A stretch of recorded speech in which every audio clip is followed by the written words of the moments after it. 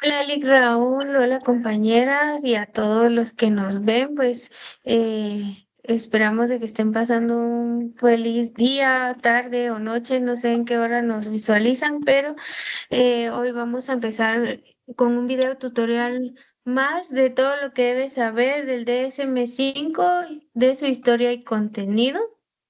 Este es del Centro Universitario de Occidente, Universidad de San Carlos de Guatemala. Y los integrantes de este equipo es Joana, Jennifer, Ashley y Keila. Somos del séptimo semestre de la licenciatura en psicología. El contenido de este video tutorial del día de hoy es, vamos a ver los trastornos obsesivo-compulsivo y trastornos relacionados. También vamos a ver los trastornos relacionados con traumas y factores de estrés y trastornos disociativos. Así que esperamos de que este video tutorial sea de mucho aprendizaje para todos los que nos ven y para nosotras también. Así que vamos a dar inicio con el trastorno obsesivo compulsivo y trastornos relacionados. Dentro de estos encontramos el trastorno obsesivo compulsivo TOC F42.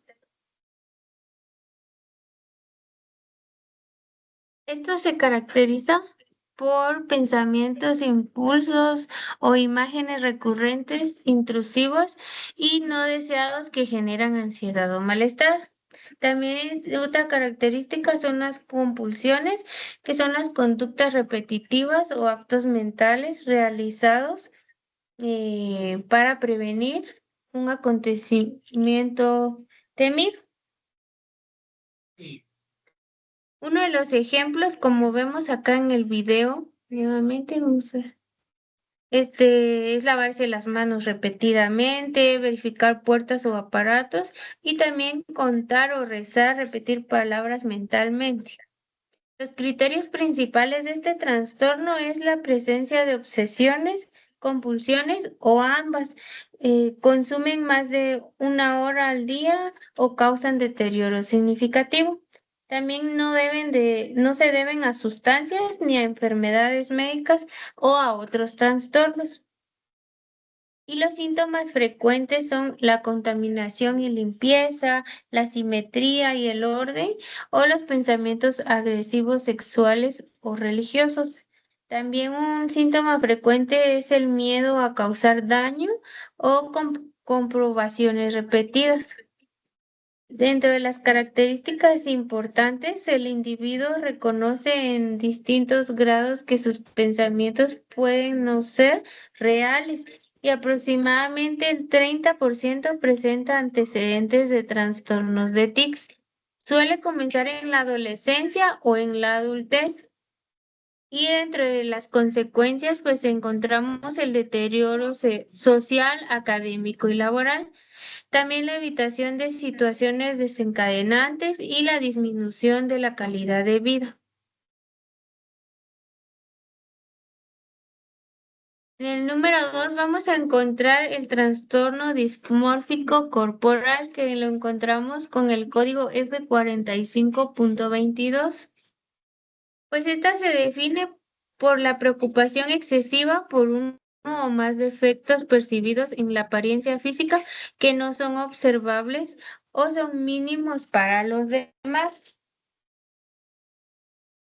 Dentro de sus características principales, la persona realiza conductas repetitivas como mirarse constantemente al espejo, comparar su apariencia con las de otras personas o también el maquillarse o arreglarse excesivamente. Busca reafirmación constante. También encontramos las consecuencias. Dentro de las consecuencias encontramos el aislamiento social, la baja autoestima, la ansiedad y depresión y la búsqueda frecuente de procedimientos estéticos sin satisfacción con los resultados, como lo vemos aquí en la imagen también.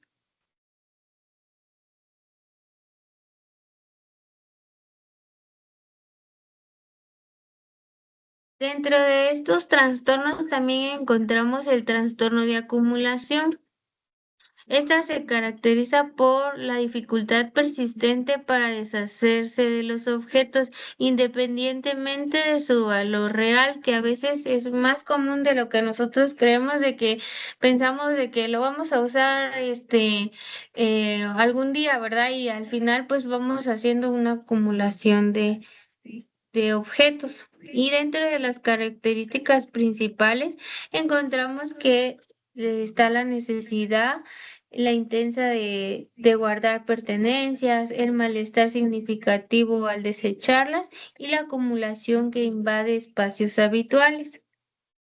También los objetos que comúnmente se acumulan en este trastorno son los periódicos, las revistas, la ropa, libros, papeles o aparatos electrónicos. Y las consecuencias que podemos encontrar en este trastorno son las dificultades para cocinar, dormir o desplazarse dentro del hogar. También el riesgo de incendios y accidentes y problemas familiares y sociales. Estas serían las consecuencias más frecuentes. Y en la adquisición excesiva, la mayoría de las personas con este trastorno también compran, recolectan o adquieren de alguna manera objetos innecesarios y de una forma excesiva. En el número 4 encontramos la tricotilomanía, que es el trastorno de arrancarse el pelo. Este igual lo encontramos con el código F63.3. Dentro de los criterios diagnósticos que nos menciona el DSM-5, la tricotilomanía se caracteriza por arrancarse el pelo de manera recurrente, produciendo pérdida del mismo. También intentos repetidos de disminuir o detener esta conducta, el malestar clínicamente significativo o deterioro social, académico o laboral. También la conducta no se explica por otra afección médica ni por otro trastorno mental. Dentro de las características diagnósticas, la persona se arranca el pelo o vello de diferentes partes del cuerpo, principalmente del cuero cabelludo, de las cejas, o se arrancan las pestañas. Y también la conducta puede representarse en episodios breves o prolongados, y esto generar zonas de pérdida de cabello visibles, o algunas son disimuladas mediante el maquillaje, pelucas o algunos accesorios. Entre las características asociadas, el arrancamiento puede estar procedido por ansiedad, aburrimiento, tensión y suele generar alivio, placer o satisfacción posterior. Algunas personas realizan también rituales relacionados con el cabello, como lo examinan o lo muerden o incluso también lo ingieren, consumen el cabello, y la conducta pues puede ser consciente o automática. La prevalencia de este trastorno afecta aproximadamente entre el 1 y el 2% de los adolescentes y de los adultos, y esta es más frecuente en mujeres que en hombres. Dentro del desarrollo y curso suele iniciar durante la pubertad y presentar un curso crónico y fluctuante. Si no recibe este tratamiento, los síntomas pueden variar en intensidad a lo largo del tiempo. Y las consecuencias funcionales pueden generar vergüenza y baja autoestima, problemas sociales y laborales, daño permanente en el crecimiento del cabello y complicaciones médicas asociadas a la ingestión del pelo, que normalmente se llama tricofagia. El diagnóstico diferencial de este trastorno debemos diferenciarlo de los hábitos estéticos normales, también del TOC y del trastorno dismórfico corporal. Además, también del trastorno del neurodesarrollo, también trastornos psicóticos o enfermedades dermatológicas. La comorbilidad de este trastorno frecuentemente se asocia con trastorno depresivo mayor, trastorno de excoriación o otras conductas repetitivas centradas en el cuerpo como morderse las uñas. También encontramos dentro de estos trastornos el trastorno de exorción, que es el de rascarse la piel. Este lo encontramos en el DSM-5 con el código 198.1. Esta se caracteriza por el rascado o pellizcado repetitivo de la piel que produce lesiones y sus características principales son los intentos fallidos de tener la conducta. Puede también asociarse con ansiedad, tensión o aburrimiento y produce daño físico y malestar significativo.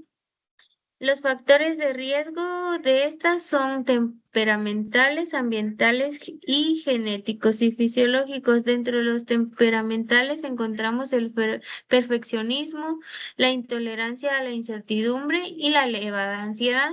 Dentro de los ambientales encontramos las experiencias traumáticas, el estrés significativo o el maltrato durante la infancia. Y las genéticas y fisiológicas encontramos los antecedentes familiares o alteraciones en circuitos cerebrales relacionados con el control de impulsos y emociones. La comorbilidad de este trastorno es frecuente en trastornos de ansiedad, en trastornos depresivos, trastorno bipolar, trastorno de tics, trastorno de la conducta alimentaria y en los trastornos relacionados con sustancias.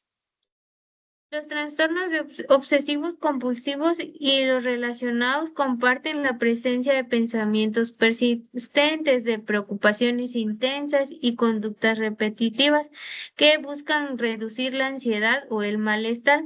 Aunque cada trastorno posee características específicas, todos pueden generar un impacto importante en la vida personal del individuo, también en la vida social, académica y laboral, por lo que estos requieren una evaluación y tratamientos adecuados.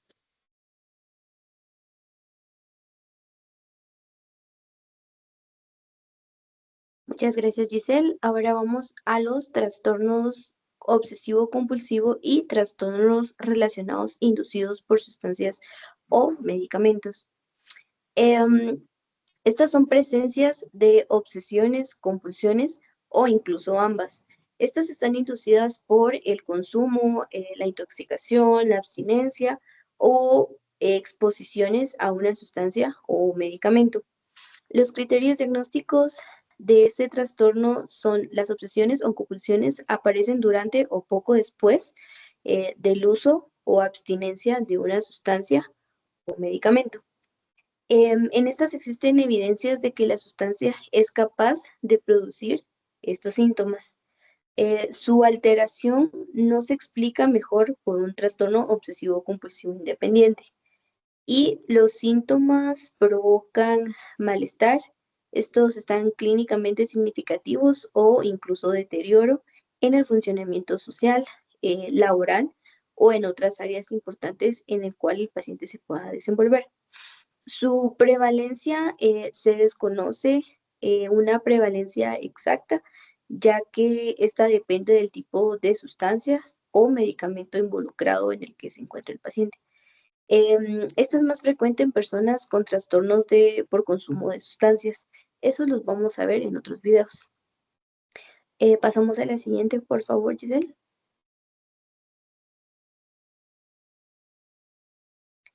Tenemos otro trastorno obsesivo compulsivo y trastornos relacionados especificados. Estos se utilizan cuando predominan síntomas característicos de un trastorno obsesivo compulsivo y trastornos relacionados que pueden causar malestar o incluso deterioro significativo, pero no cumplen completamente los criterios diagnósticos de un trastorno específico. Dentro de los criterios diagnósticos que podemos encontrar de este trastorno obsesivo compulsivo es que existen síntomas clínicamente significativos de obsesiones, compulsiones o conductas repetitivas. Y el clínico especifica la razón por la cual no se cumplen todos estos criterios diagnósticos. Uno de los ejemplos que podemos encontrar aquí son el trastorno similar al dismórfico corporal con defectos reales mínimos. Los comportamientos también repetitivos centrados en el cuerpo con presentación insuficiente.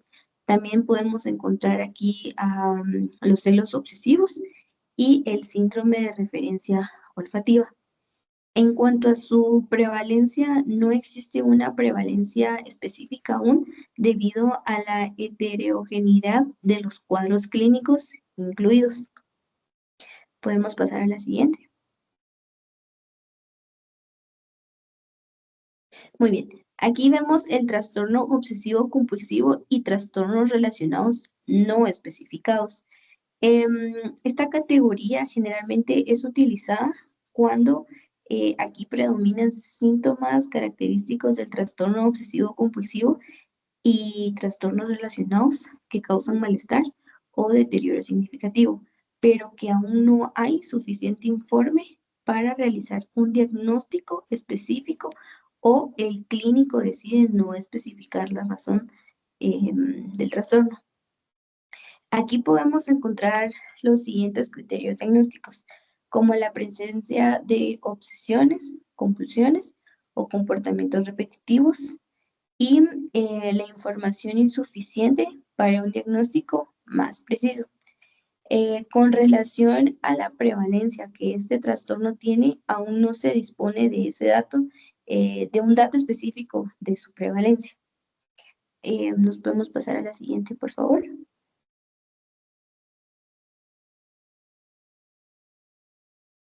Muy bien, aquí ya pasamos a otro grupo de trastornos. Estos son los trastornos relacionados con traumas y factores de estrés.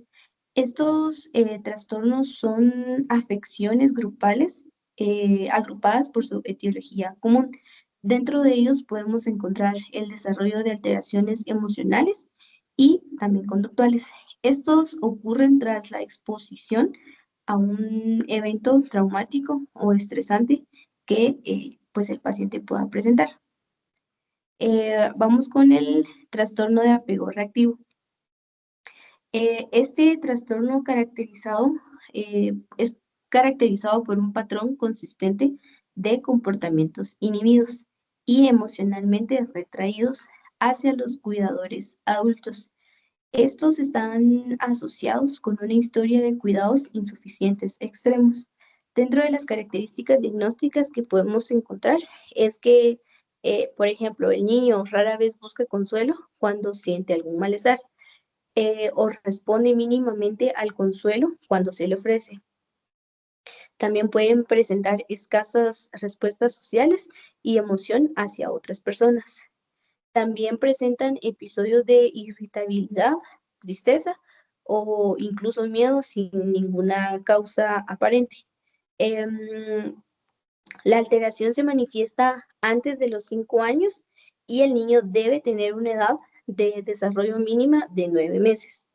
Su prevalencia es un poco frecuente y en esta se estima una prevalencia de aproximadamente menos del 10% en niños expuestos a negligencia grave o criados en instituciones. Podemos pasar al siguiente.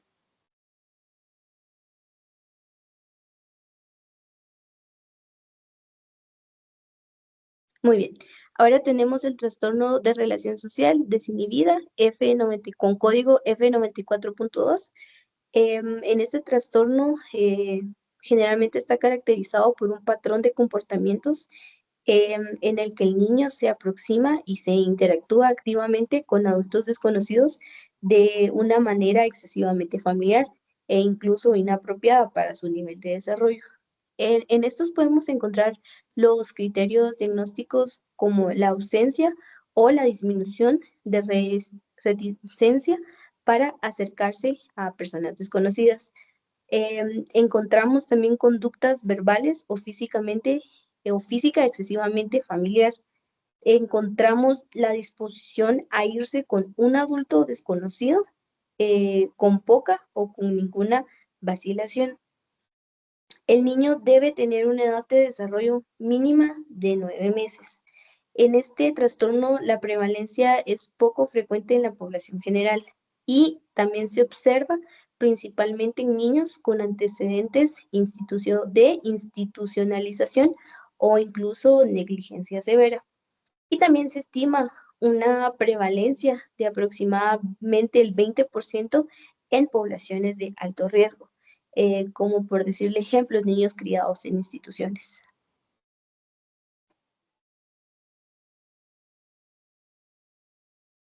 Muchas gracias, Pamela. Podemos pasar a la siguiente diapositiva. Gracias. Ok, entonces hablaremos del trastorno de estrés postraumático, TPT.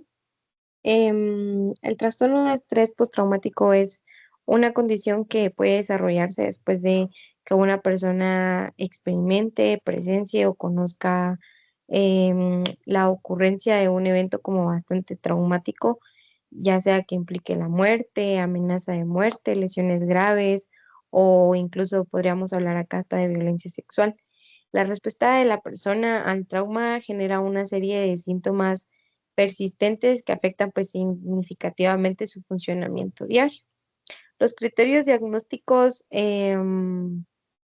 podríamos hablar que primero debe existir la exposición real a un evento traumático.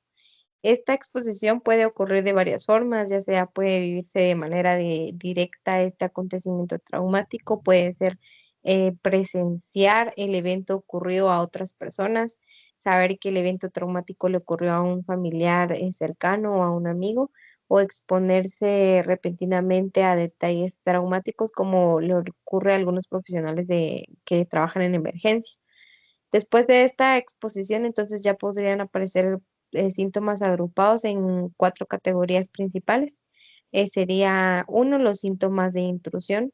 El trauma continúa reapareciendo de forma involuntaria y la persona puede presentar recuerdos recurrentes invasivos, pesadillas relacionadas con el trauma, flashback donde siente que revive el acontecimiento, malestar psicológico intenso ante recordatorios del trauma, reacciones fisiológicas intensas cuando se expone a estímulos relacionados. También está la evitación, que la persona pues ya aquí intenta evitar cualquier cosa que le recuerde el trauma que vivió, ya sea que evite pensamientos o emociones relacionadas con el acontecimiento o a personas, lugares, conversaciones, objetos asociados con la experiencia traumática que ha tenido. También están las alteraciones negativas en cogniciones y estado de ánimo, que estas se reproducen, pues se ven en cambios persistentes de forma de pensar y de sentir. Aquí podríamos verlo como dificultad para recordar aspectos importantes del trauma, creencias negativas sobre sí mismo, otras personas o el mundo, sentimientos persistentes de culpa o venganza, estado emocional negativo constante, pérdida de interés en actividades importantes, sensación de desapego de los demás, dificultad de experimentar emociones positivas incluso. Luego están las alteraciones de activación y reactividad. Aquí la persona permanece en un estado constante de alerta y puede presentar irritabilidad o conductas agresivas, conductas imprudentes o autodestructivas, hipervigilancia, respuesta exagerada de sobresalto, problemas de concentración, alteraciones del sueño. En las características diagnósticas, pues la principal es la persistencia de los síntomas relacionados con el evento traumático mucho después de que el peligro pues ya haya terminado. La persona continúa reaccionando como si la amenaza estuviera presente. Y los recuerdos traumáticos pues suelen aparecer de manera involuntaria y provocando como respuestas emocionales fisiológicas bastante intensas. La evitación de recordatorios del trauma es una característica central y contribuye al mantenimiento del trastorno.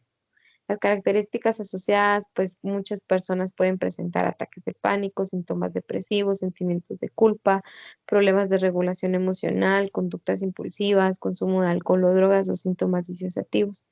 Algunas personas incluso experimentan despersonalización o desrealización. La prevalencia varía según la población y el tipo de trauma. El DSM señala que el trastorno es más fuerte en mujeres que en hombres. No todas las personas expuestas a un trauma van a desarrollar TEPT. El desarrollo y curso en el trastorno pues puede aparecer poco tiempo y después del trauma o a meses después del trauma. Algunas personas pues los síntomas disminuyen progresivamente. En otras personas el trastorno puede volverse crónico y persistente durante años. La gravedad suele verse influida por la intensidad del trauma, la presencia del apoyo social y otros factores ya más, podemos decir, contextuales o personales. Factores de riesgos, pues, y pronóstico aquí entraría lo temperamental, que es afectividad negativa elevada, problemas previos de regulación emocional, los ambientales, que es exposición a traumas graves o repetidos, escaso apoyo social, experiencias adversas en la infancia, genéticos y fisiológicos, antecedentes de familiares con trastornos mentales y mayor vulnerabilidad biológica al estrés. Aquí en los aspectos culturales vemos que las manifestaciones del TEPT pueden variar entre culturas. Algunas culturas expresan el malestar principalmente mediante,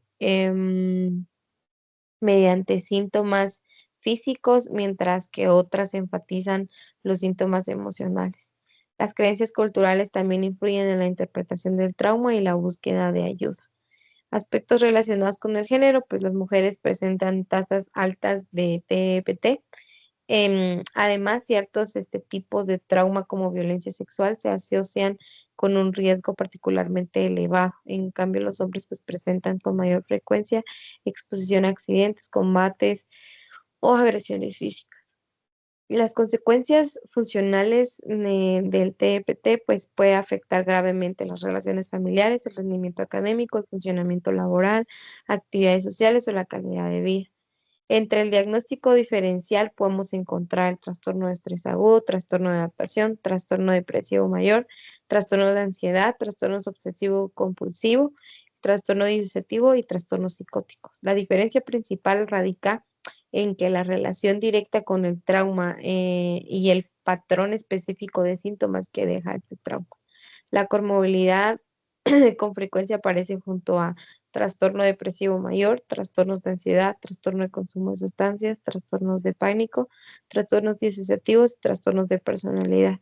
Estas combinaciones pues suelen aumentar la gravedad y complejidad como clínica.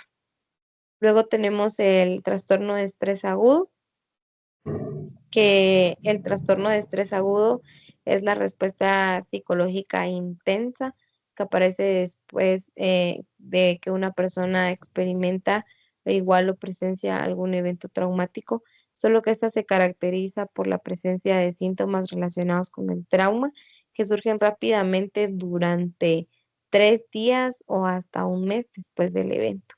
Puede considerarse una reacción de trauma temprana al trauma. Algunas personas se recuperan como completamente, mientras que otras pueden evolucionar posteriormente hacia un trastorno de estrés postraumático.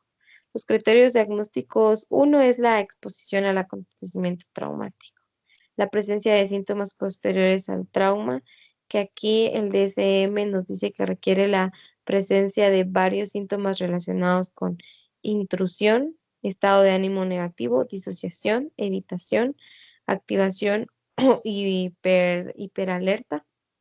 Y la duración, bueno, los síntomas pueden mantenerse durante un periodo de mínimo 3 días, máximo un mes. Si los síntomas persisten más allá, debe considerarse la posibilidad de diagnosticar ya TEPT y el malestar, pues, o deterioro. Aquí los síntomas deben provocar malestar clínicamente significativo. También, este, los síntomas de deterioro social, deterioro académico, deterioro laboral, dificultades en áreas importantes de funcionamiento. Los síntomas no deben, a exclusión como de otras causas, debemos tener claro que los síntomas no deben explicarse mejor por efectos de sustancias, medicamentos o enfermedades médicas u otros trastornos. La persona en las características diagnósticas y una de las esenciales en el estrés agudo es la aparición rápida de síntomas traumáticos inmediatamente después de la exposición de este evento altamente estresante. Entonces, también tenemos eh, revi- también tenemos las características diagnósticas que la persona puede experimentar una combinación de reviviscencia del trauma, evitación, alteraciones emocionales, síntomas disociativos, estado constante de alerta, a diferencia del TEP, que el diagnóstico se limita al periodo posterior al trauma. Las características que apoyan este diagnóstico, las personas pueden presentar ansiedad, intensa, ataques de pánico, sentimientos de culpa, vergüenza, taquicardia, sudoración, temblores y fatiga. La prevalencia varía considerablemente dependiendo del tipo de trauma. Las tasas suelen ser más elevadas después de agresiones físicas, violencia sexual, desastres naturales, accidentes graves o conflictos armados. No todas las personas expuestas a un trauma desarrollan este trastorno, pero la probabilidad aumenta cuando el evento es como particularmente severo o implica una amenaza directa para la vida. El desarrollo, pues, y curso del trastorno aparece inmediatamente después del acontecimiento traumático. En los días posteriores, su duración es breve comparada con otros trastornos relacionados con trauma. Y pues luego tenemos que su duración es breve y existen tres posibles desenlaces. Uno, la recuperación completa, que muchas personas experimentan una disminución gradual de los síntomas y recuperan su funcionamiento normal. Dos, la persistencia de síntomas. Algunas personas pues mantienen síntomas importantes durante todo el primer mes y luego está el escenario que evoluciona al TEPT, ya que una proporción de los individuos desarrolla posteriormente el trastorno de estrés postraumático cuando los síntomas persisten más allá de un mes. Factores de riesgo y pronóstico temperamentales, factores ambientales y fisiológicos y genéticos. También los aspectos relacionados con la cultura. Aquí vemos de que algunas personas expresan malestar principalmente mediante síntomas físicos, quejas somáticas y manifestaciones culturales específicas del sufrimiento. Luego los aspectos diagnósticos relacionados con el género. Aquí vemos que las mujeres presentan una mayor probabilidad de desarrollar trastornos con el trauma. Esto se relaciona tanto con las diferencias biológicas como con una mayor exposición a cierto tipo de traumas, especialmente el de la violencia sexual, y los hombres pues suelen estar más expuestos a accidentes graves o situaciones de combate. Las consecuencias funcionales en el trastorno puede afectar significativamente el área social, el área académica, laboral y personal.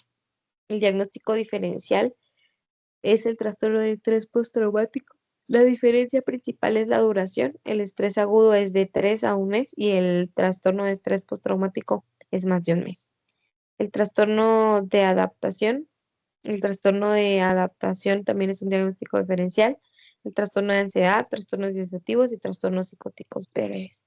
Su comorbilidad, pues aquí el trastorno agudo puede coexistir con el trastorno de ansiedad, trastornos depresivos mayor, trastornos de pánico, trastornos disociativos o por consumo de sustancias. Si podemos pasar a la siguiente diapositiva. Gracias. Luego tenemos el trastorno de adaptación, que aquí el trastorno de adaptación vemos que es una respuesta emocional o conductual desproporcionada ante uno o varios factores estresantes identificables. Los criterios diagnósticos son: uno, aparición de síntomas tras un factor estresante. Algunos ejemplos de trastornos de factores estresantes podrían ser un divorcio, una pérdida de empleo o problemas económicos. Entonces deben comenzar dentro de los 3 meses posteriores al inicio de este estresor. También B sería el malestar o deterioro significativo, que la respuesta al estresor reproduce al menos una de las siguientes situaciones. Malestar intenso, aquí es una reacción emocional, luego el deterioro funcional en la vida social, el trabajo, estudios, relaciones interpersonales. C, no cumple con criterios para otro trastorno mental. Los síntomas no deben explicarse mejor con otro trastorno mental preexistente. Por ejemplo, trastorno depresivo mayor, trastorno de ansiedad generalizada. D, no corresponde al duelo normal. C, resolución de síntomas. Los especificadores, pues aquí nos permite especificar el trastorno según los síntomas predominantes. Con estado de ánimo deprimido predomina la tristeza, el llanto, resentimientos y la desesperanza. Con ansiedad predomina el nerviosismo, la preocupación excesiva, la inquietud y el temor a la separación. Con ansiedad y estado de ánimo depresivo mixtos, pues aquí se presentan simultáneamente síntomas depresivos y ansiosos. Luego tenemos con alteración de la conducta, aquí predominan problemas conductuales como la agresividad, violencia o conductas impulsivas. Luego tenemos pues que cuando predominan síntomas que no encajan claramente en las categorías anteriores que mencionábamos, como ya sean síntomas emocionales o síntomas conductuales, pues ya es no especificado. Las características diagnósticas y la principal o esencial es la presencia de una reacción emocional o conducta desadaptativa frente a un estresor identificable. La gravedad de los síntomas suele ser influida por recursos personales, apoyo social. Las características asociadas que apoyan el diagnóstico son la tristeza persistente, ansiedad, irritabilidad, sentimientos de incapacidad, preocupación excesiva. La prevalencia de este trastorno es considerada, pues, uno por los diagnósticos más frecuentes en los servicios del área de salud mental y es particularmente común en hospitales, consultas médicas. El desarrollo y curso puede aparecer a cualquier edad. Los síntomas generalmente comienzan con el tiempo o poco tiempo después del acontecimiento estresante. Su evolución debe depender de la duración del estresor, intensidad del problema y los recursos personales. Muchas personas mejoran cuando la situación estresante se resuelve. Luego tenemos los factores de riesgo pronóstico. Aquí vemos igual temperamentales, ambientales y genéticos. Luego, pues también vemos el diagnóstico diferencial, que es el trastorno depresivo mayor, el trastorno de ansiedad, estrés postraumático, trastorno de estrés agudo y duelo normal. La comorbilidad, pues aquí vemos que en la comorbilidad están los trastornos depresivos, trastornos de ansiedad, trastornos por consumo de sustancias, trastornos de personalidad y trastornos de enfermedades médicas. Luego está el otro trastorno relacionado con traumas y factores de estrés especificados. Esta categoría se utiliza cuando una persona presenta, presenta, cuando una persona presenta síntomas clínicamente significativos relacionados con la exposición a un trauma o a un factor estresante que causa malestar importante o deterioro en el funcionamiento social. Las características diagnósticas son que, bueno, el DSM-5 señala que esta categoría realmente se emplea cuando predominan síntomas relacionados con un trauma o un factor estresante, pero la presentación clínica no encaja completamente ni en trastorno de estrés postraumático, ni en trastorno de estrés agudo, ni en trastorno de adaptaciones, trastorno reactivo de vinculación. O sea, cuando no encaja en ninguno, entonces aquí ya pues a pesar de que no cumpla con todos los criterios, los síntomas son suficientemente importantes como para justificar que debe o necesita atención clínica. Entonces aquí en las situaciones en las que puede incluirse, pues el DSM-5 nos proporciona ejemplos de presentaciones clínicas que pueden clasificarse en esta categoría. Aquí podría ser trastorno de adaptación con inicio tardío. Los síntomas aparecen más de 3 meses, como después de lo ocurrido, desde que ocurriera el factor estresante. El trastorno de adaptación típico, los síntomas deben aparecer dentro de los primeros 3 meses. Luego está el trastorno de duelo complejo persistente, se caracteriza por una respuesta de duelo intensa, prolongada, que excede lo esperado culturalmente. La persona aquí experimenta añoranza persistente a una persona fallecida, un dolor emocional intenso, dificultad para aceptar una pérdida. Las presentaciones con síntomas insuficientes, la persona presenta manifestaciones similares a las de otros trastornos muy relacionados con el trauma de estrés, pero realmente no reúne la cantidad necesaria para cumplir con el diagnóstico completo. El DSM no nos proporciona como tasas específicas de prevalencia para esta categoría, pero con frecuencia depende de las características de la población, los criterios clínicos utilizados y la presencia de los síntomas. El desarrollo y curso depende del tipo de presentación clínica. Generalmente los síntomas aparecen después de la experiencia estresante o traumática y pueden evolucionar de diferentes formas, ya sea que se resuelvan espontáneamente o manteniéndose de forma persistente o evolucionando hacia un trastorno ya realmente específico que cumpla con los criterios diagnósticos necesarios. Em, los aspectos diagnósticos relacionados con la cultura, aquí vemos que la interpretación de acontecimientos diagnósticos y la expresión de malestar puede variar significativamente según el contexto cultural. Entonces aquí influyen normas culturales como la forma de expresar el sufrimiento, la búsqueda de ayuda profesional o la percepción de la gravedad de los síntomas. El diagnóstico diferencial puede ser trastorno de estrés postraumático, trastorno de estrés agudo, trastorno de adaptación, o trastorno de ansiedad y depresivos. La comorbilidad, pues aquí puede coexistir con trastornos de ansiedad, depresivos, de personalidad, otros trastornos relacionados con trauma y estrés. Y por último, si podemos cambiar a la última diapositiva, tenemos el trastorno relacionado con traumas y factores de estrés no especificado. Aquí vemos que es una categoría diagnóstica utilizada cuando la persona presenta síntomas característicos de un trastorno con traumas, pero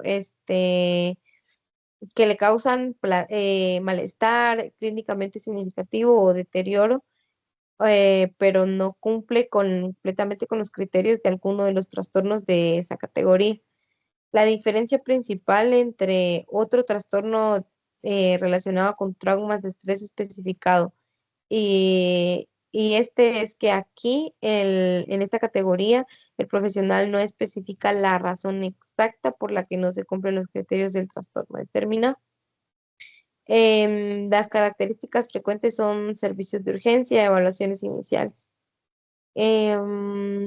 ¿Cómo se utiliza el DSM-5 señala que esta categoría puede emplearse cuando, como mencionaba, existen síntomas importantes relacionados, pero los síntomas generan deterioro funcionalmente significativo, pero no se reúnen todos los criterios diagnósticos. Las características asociadas pues pueden presentarse síntomas como ansiedad, tristeza, irritabilidad, alteración del sueño, problemas de concentración.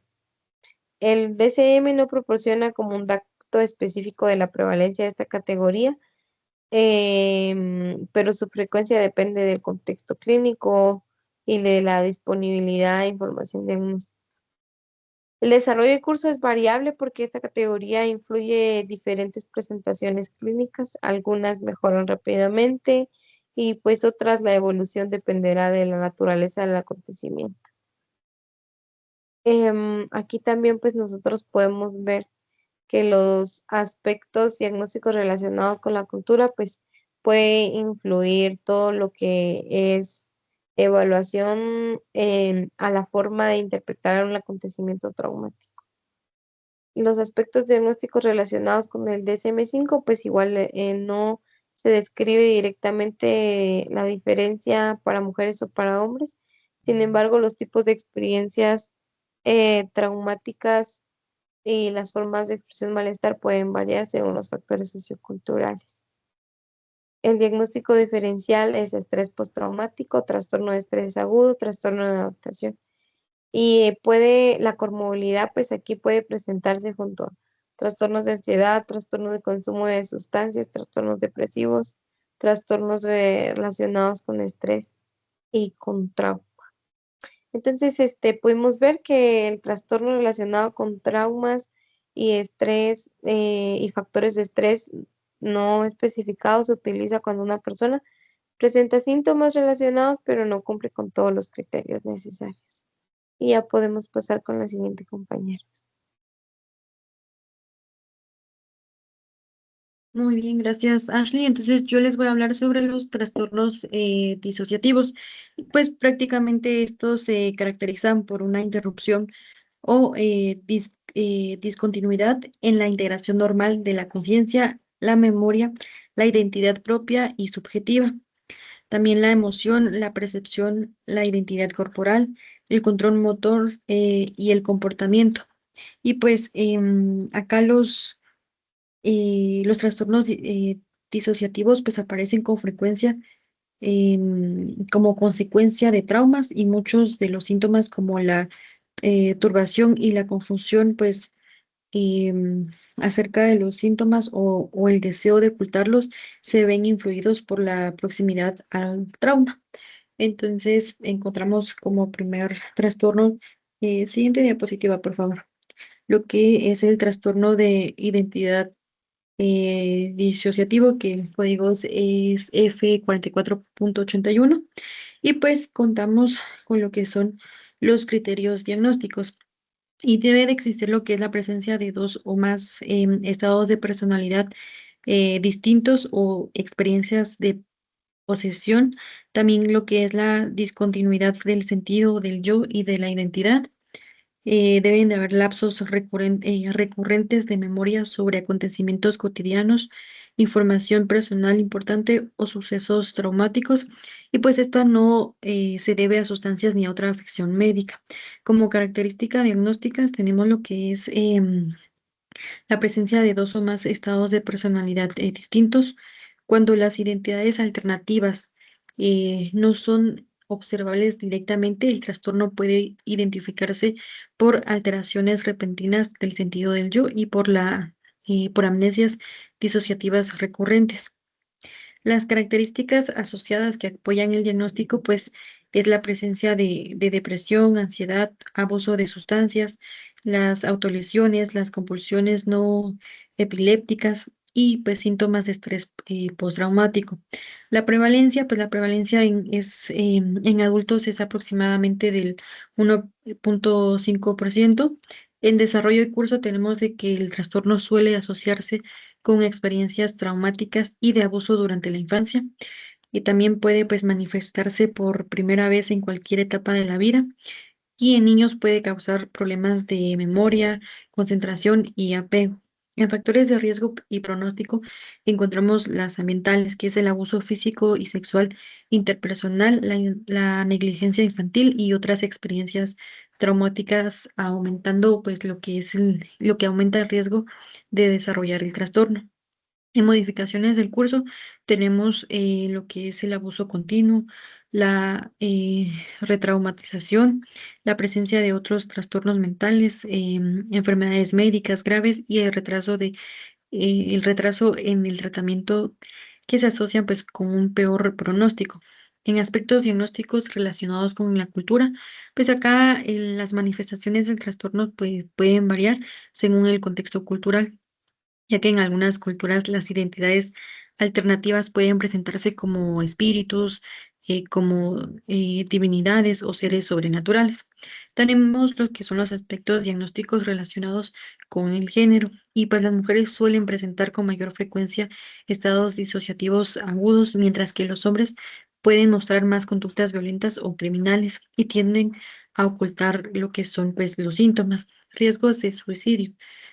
Más del 70% de los pacientes han intentado suicidarse, siendo frecuentes los intentos múltiples y las conductas autolesivas. Tenemos las consecuencias funcionales del trastorno de identidad disociativo.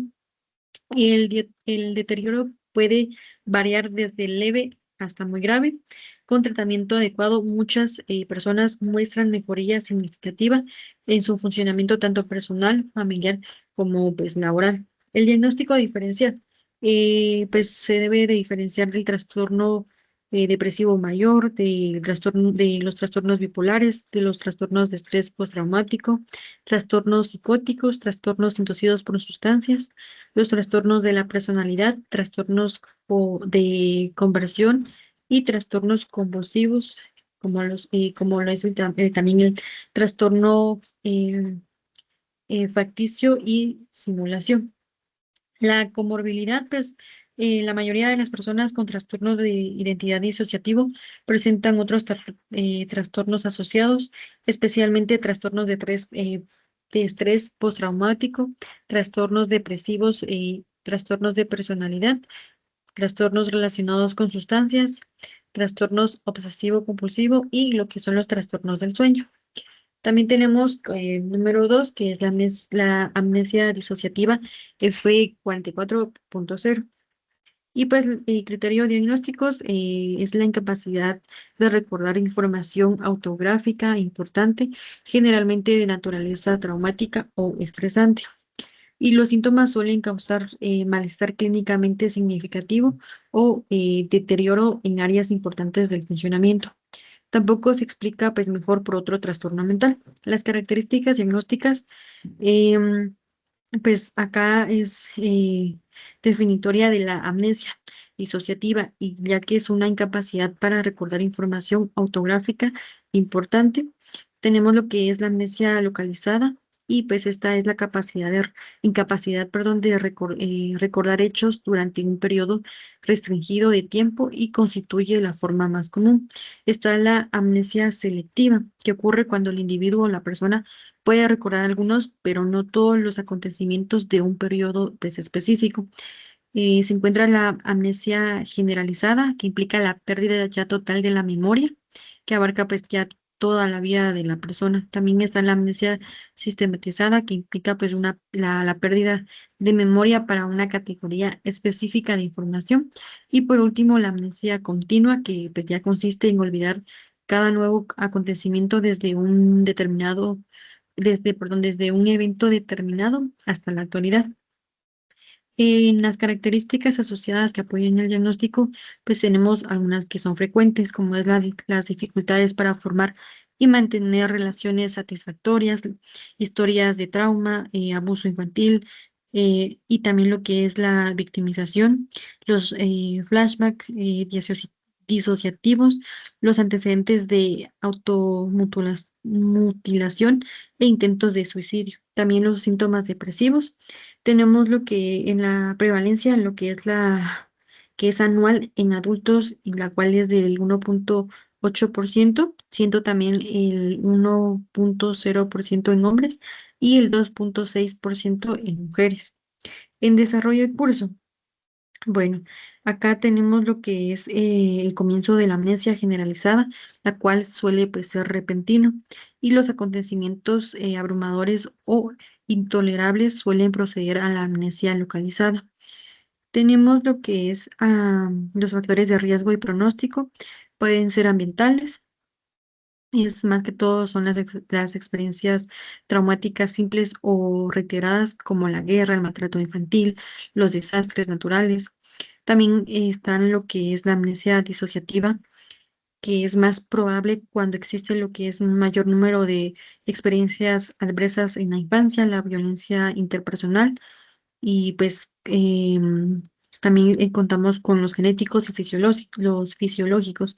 Pues son acá los estudios muestran factores genéticos y ambientales significativos relacionados con la disociación. Los modificadores del curso. La eliminación de las circunstancias traumáticas pueden provocar una recuperación rápida de la memoria. La fuga disociativa suele ser más resistente al tratamiento. Tenemos los aspectos diagnósticos relacionados con la cultura. Y pues acá en algunas culturas los desencadenantes no implican necesariamente un trauma explícito, sino lo que son tensiones o bien conflictos psicológicos graves. Riesgo de suicidio, pues las conductas autodestructivas y suicidas son comunes. El riesgo puede pues, aumentar cuando la amnesia desaparece repentinamente y regresa lo que son los recuerdos intolerables.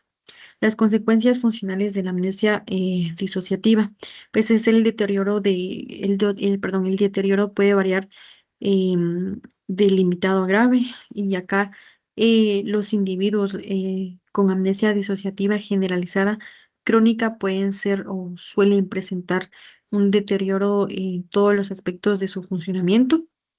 Tenemos lo que es el diagnóstico diferencial, y acá pues se debe de hacer énfasis con una diferencia del trastorno de identidad disociativo, el trastorno de estrés postraumático, los trastornos neurocognitivos, los trastornos relacionados con sustancias, la amnesia postraumática debida a la lesión cerebral, los trastornos compulsivos, el estupor catatónico, el trastorno facticio y simulación, y los cambios normales de la memoria asociados a la edad. En la comorbilidad, pues cuando la amnesia comienza a remitir, pues pueden aparecer lo que es la disforia, la pena, la rabia, vergüenza, culpa o bien lo que es la ideación suicidia o bien homicidia. Y también pues tenemos como número 3 el trastorno de despersonalización o desrealización, que es con el código F481. En los criterios tenemos lo que es la presencia de experiencias persistentes o recurrentes de personalización. Tenemos lo que son los síntomas que causan malestar clínicamente significativo o un deterioro en áreas importantes del funcionamiento. Y tampoco, pues, no se atribuye lo que es a sustancias ni a otra afección médica. Las características diagnósticas, pues, son esenciales con episodios, pues, persistentes o bien recurrentes de despersonalización o bien desrealización o bien ambas.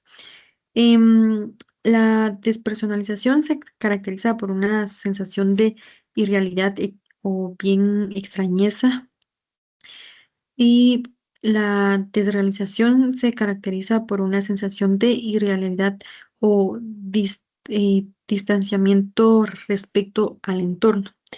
Las características asociadas que apoyan el diagnóstico, pues acá las personas pueden tener dificultades para describir sus síntomas y pues algunos son el temor a sufrir daños cerebrales, que también las alteraciones subjetivas del tiempo, hormigueo, sensación de desmayo o saturación de la cabeza. La prevalencia, pues es aproximadamente la mitad de los adultos los cuales han experimentado al menos un episodio de despersonalización o bien desrealización en su vida. Y pues es un trastorno de aproximadamente el 2% con una proporción igual entre hombres y mujeres. Desarrollo y curso. La edad media de inicio es de 16 años y puede comenzar en la infancia, adolescencia o juventud, siendo raro después de los 25 años y muy inusual después de los 40 años. Tenemos los factores de riesgo y pronóstico. Pues acá tenemos los temperamentales, que pueden ser defensas inmaduras, esquemas de desconexión emocional. Las ambientales, pues existen lo que es el abuso emocional, abuso físico, negligencia emocional y factores precipitantes más comunes, que es este estrés grave, depresión, ansiedad, ataques de pánico y uso de drogas ilícitas. Aspectos diagnósticos relacionados con la conducta. La, em, perdón, con la cultura. Son los aspectos diagnósticos relacionados con la cultura, y acá pues estos estados de despersonalización o desrealización inducidos o voluntariamente mediante prácticas de meditación o religiosas que no deben diagnosticarse como un trastorno. También tenemos las consecuencias funcionales del trastorno de despersonalización o desrealización, que pues son principalmente en el área laboral, las relaciones interpersonales, la capacidad de concentración y pues la sensación general de conexión con la vida.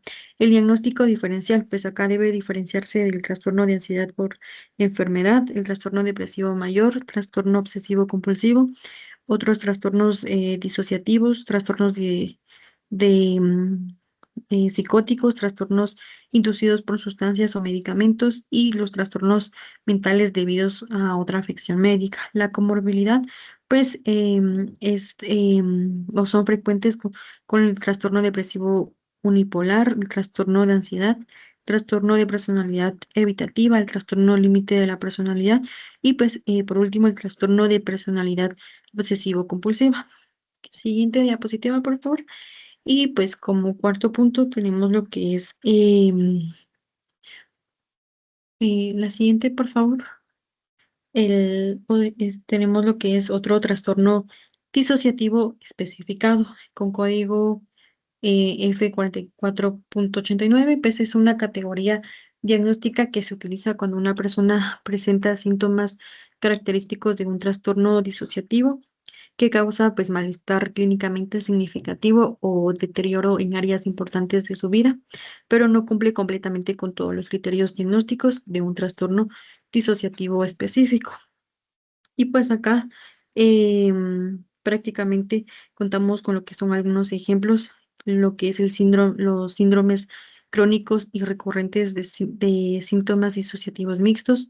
Pues también está la alteración de la identidad debida a persecución, persuasión coercitiva prolongada e intensa. Tenemos las reacciones disociativas agudas o sucesos estresantes y también el trance disociativo. Como punto 5 está el trastorno disociativo no especificado y pues prácticamente en esta categoría se aplica a presentaciones en las que predominan los síntomas característicos de un trastorno disociativo que causan pues malestar clínicamente significativo en la vida de la persona, pero que no cumplen todos los criterios de ninguno de los trastornos de la categoría diagnóstica. Y pues acá prácticamente la categoría del trastorno disociativo no especificado se utiliza en situaciones en las que el clínico opta por no especificar el motivo del incumplimiento de los criterios para un trastorno disociativo específico e incluye lo que son presentaciones para las que no existe información suficiente para poder hacer pues un diagnóstico más específico. Entonces, prácticamente pues ese ha sido nuestro contenido para este video tutorial número 4. Pues agradeciendo asimismo también lo que es el tiempo de cada una de las personas que pues van a visualizar lo que es el video. Y también agradeciéndole el espacio al licenciado Raúl por permitirnos pues grabar nuevamente y pues presentar nuevamente un tema muy interesante de acuerdo al DSM-5. Muchas gracias.